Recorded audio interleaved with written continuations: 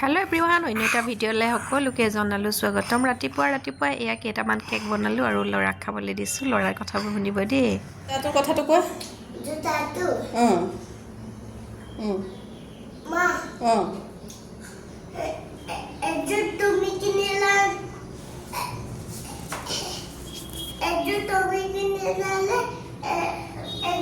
papa কিনিলা কোনে কিনিছে কোৱা মই কিনিলোঁ হ'ব